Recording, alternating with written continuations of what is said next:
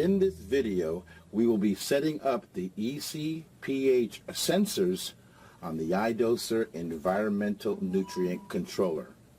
Once you have your EC pH transmitter board wired up and communicating successfully with the controller, we can now set up the EC pH sensors.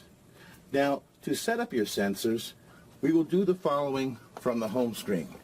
Now, from the home screen, simply hit Enter Menu. Then you want to go to iDoser Programming, and then EC pH Settings, and Set Up Sensors. Now, the first option in this screen is to assign a tank. Now, with the iDoser, you can have up to 8 tanks on this controller. Note, if I hit plus to switch the tank, note that the sensor directly underneath also change when I change the tank assignment number. And we're just going to leave it at number 1 for now.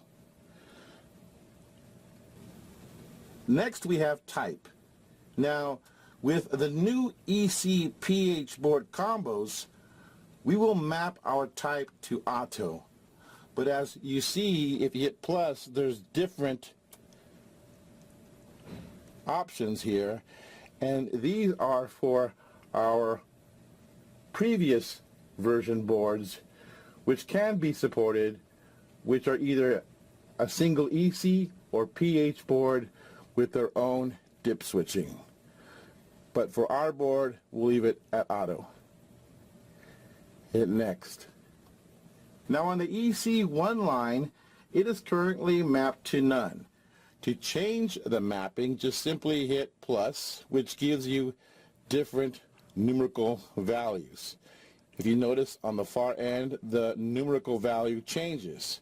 And we want to leave ours at 1. Note, now for this mapping, we need to reference the assigned number.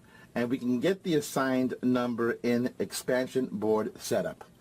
Just simply hit back till you get to the home screen. Hit Enter Menu, go to Expansion Settings, Expansion Setup, and we have the assigned number here, which can be changed by simply hitting the toggle buttons, plus or minus. And this expansion number for this board, when we first set it up, is number 1.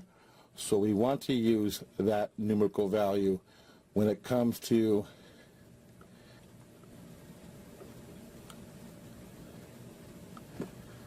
this value here.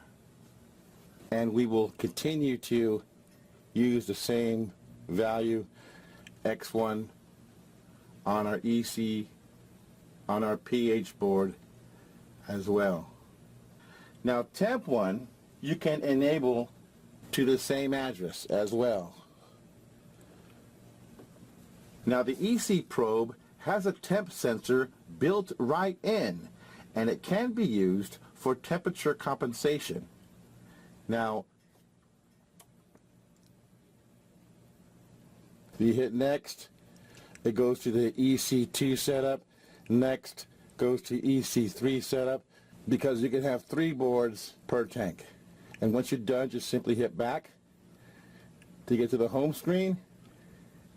And if I was to hit next, I can see my EC pH sensor values for tank 1.